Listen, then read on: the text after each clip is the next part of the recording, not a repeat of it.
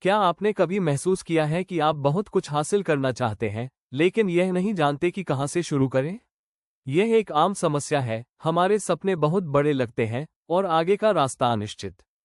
इससे टालमटोल, निराशा या पूरी तरह से हार मान लेने की भावना उत्पन्न हो सकती है।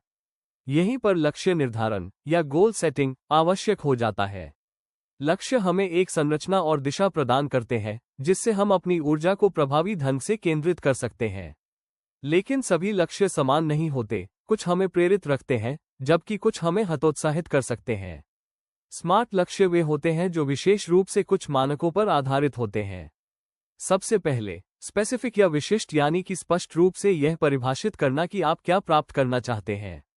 दूसरा, मेजरेबल या मापनीय यानी कि आपकी प्रगति को ट्रैक करने के लिए कुछ मानदंड तय करना।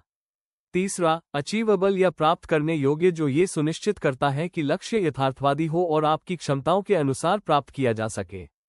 चौथा, रेलेवेंट या प्रासंगिक जिसका अर्थ है कि लक्ष्य आपकी बड़ी आकांक्षाओं के अनुरूप हो।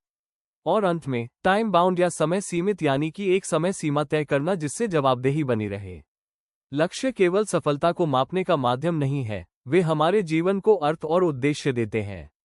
सकारात्मक मनोविज्ञान या पॉजिटिव साइकोलॉजी में किए गए शोध से पता चलता है कि स्पष्ट लक्ष्यों से प्रेरणा, संकल्प शक्ति और समग्र कुशलता या वेलबीइंग में वृद्धि होती है।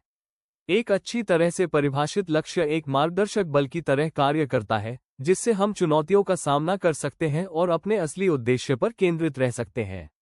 बिना लक्ष्यों के हम दिशाहीन महसूस कर सकते हैं, जिससे उत्पादकता कम हो सकती है और आत्मसम्मान घट सकता है।